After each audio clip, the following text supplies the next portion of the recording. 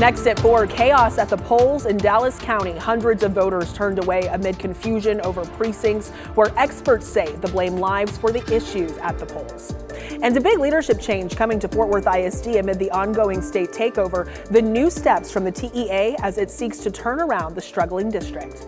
But first, it is a WFAA weather alert day. Showers and storms are moving into North Texas and will stick around for much of the evening. Thank you for joining us at 4. I'm Morgan Young here with senior meteorologist Jesse Huila this afternoon. And Jesse, as we just said, those storms are moving in. We've got this camera view behind us. They're here.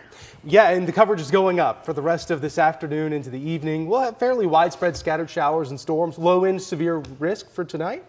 With some hail can't be ruled out in some of the storms, some gusty winds. We have that WFAA weather alert that's in effect now. We have another one Friday and Saturday. We're expecting on and off heavy rain, which we're starting to see develop across the Metroplex and other parts of North Texas. Some isolated thunderstorms, some pea to quarter size hail. And some of those thunderstorms will certainly not be ruled out. So don't be surprised as we go through the rest of this afternoon into the evening if we have a couple of severe thunderstorm warnings pop up. And winds 40 to 50, maybe 60 miles per hour. Make sure you're staying updated on the forecast. You might have some outdoor plans. The commute does not look great for a lot of you. Download WFAA Plus to your TV for extended coverage when the storms, if we get any warnings or just additional coverage, we will be there. It's a slight risk, a level 2 on a 1 to 5 scale for the Dallas-Fort Worth area and much of North Texas. Again, the risk would be up to quarter size hail, 40, 50, maybe 60 mile an hour winds. You see some rain falling here on our Cedar Hill Tower cam, just on the other side of Joe Pool Lake, and the coverage of rain and thunderstorms, none of these are severe. But the coverage is going up, and we do have some heavy rain falling right now from Wiley down into the Garland area, down into downtown Dallas. Some heavy rain popping up right now near Love Field. That'll obviously cause some issues with flights if we have lightning in the area, which we do. So some delays are expected there. There are some of the pockets of heavy rain. And there's the thunderstorms, not terribly impressive, but some thunder and lightning near Arlington up to Cedar Hill, moving toward Grand Prairie, Duncanville, and again, Dallas right now. We'll continue to see the coverage go up as we go through the next several hours. So scattered showers and thunderstorms will continue as we go through this evening. There's 8 o'clock, there's 9, 10, even 11, more scattered rain and thunderstorms still going on. The full timeline and more on the other chances of rain through the weekend coming up. All right, Jesse, thank you. And again, for the latest forecast and live radar to help you stay ahead of the storms heading our way, be sure to download the WFAA Plus app. It is free to download to your TV. Well, the results are in for the Texas primary election. Taking a look at the U.S. Senate race on the Democratic side, James Tallarico secured the nomination, beating out Congresswoman Jasmine Crockett. In the GOP race for U.S. Senate, incumbent Senator John Cornyn will head to a runoff with Texas Attorney General Ken Paxton in the May election. Neither candidate won the majority there. And when we look at the GOP race to replace Texas Attorney General Ken Paxton, out of 4 Republican nominees in the running, it came down to Mays Middleton and Chip Roy, neither of whom could earn a majority of the vote on Tuesday and will now go to a runoff. Another key race headed for a runoff, the seat for House District 33. U.S. Representative Julie Johnson and U.S. Representative Colin Allred did not get a majority vote, so both the Democratic nominees will, of course, try again in May. And of course, we've been talking about this. One of the biggest stories out of Election Day, confusion and frustration among Dallas County voters. Hundreds were turned away amid confusion over where to cast ballots, prompting extended polling hours, only for the Texas Supreme Court to step in and order polls closed.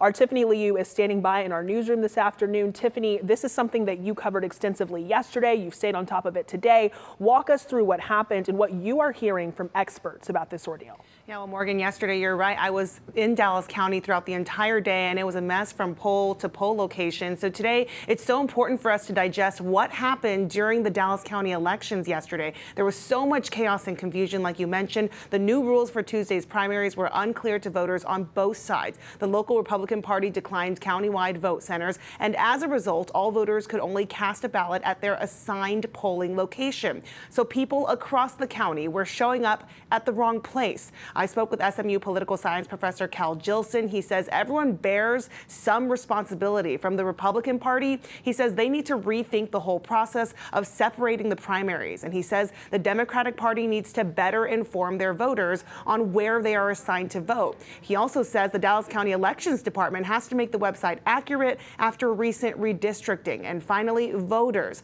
they must pay more attention. And I think voters bear some responsibility as well. You should know where you're going and what you're doing and be well prepared for it so that you don't get thrown off by being at the wrong precinct. Voting is a privilege, and it shouldn't be so haphazard. Now, when we think about the November elections later this year, some fear that this will happen again, but our expert reassures that it will not. The primaries in Texas are run by political parties, but the general election is run by local and state government. Back to you.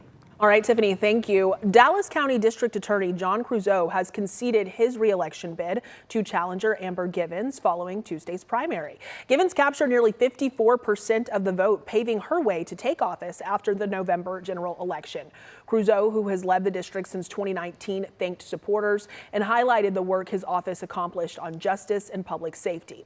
Givens, a former judge on the 282nd District Court, faced scrutiny over past sanctions, but says she is ready to take on the role.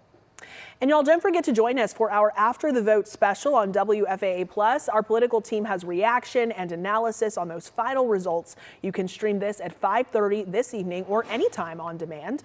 Again, WFAA+ is free to download straight to your TV. A developing story now out of Fort Worth. The Texas Education Agency announced plans to move forward with a new superintendent for the school district. This is the latest step in the TEA takeover of the district after they received 5 straight failing accountability ratings. This takeover was announced in October, just months after Superintendent Karen Molinar was selected for the role. However, TEA Commissioner Mike Morath says after a comprehensive review, the agency wants to move forward with a new specialized leadership to help the district. Molinar sent out a statement saying, in part, "I believe in the transformative work we have done in our short time together as a community to improve the quality of education for our students. Stay student focused. Our students deserve nothing less." A new superintendent is expected to be announced in the next few weeks. Well, any moment now, the Dallas City Council will receive a presentation from the city manager's office as the council prepares to vote on whether to stay or leave City Hall after nearly 50 years. A new report estimates it could cost nearly $1 billion to fix problems with the aging building. However, some believe it's a historic landmark of Dallas that should not be given up. 76 people signed up for public comment today ahead of the vote to voice their opinion on this matter. Approving the Finance Committee's recommendation today is a bill you cannot unring. Think bigger. This 11.8-acre site is prime real estate. Our Brittany Moncrief has been monitoring today's meeting closely. She will join us on WFAA News at 6 with an update as soon as that vote comes down. Meanwhile, the House Ethics Committee has just opened an investigation into Representative Tony Gonzalez. This comes a day after a primary in Texas resulted in an upcoming runoff for the GOP nomination to keep his seat. Gonzalez is accused of having an affair with a staffer in his office. It is a violation of the House's code of conduct to have a sexual relationship with a staff member. She died in September after taking her own life. Gonzalez denies any wrongdoing and has not commented on the probe.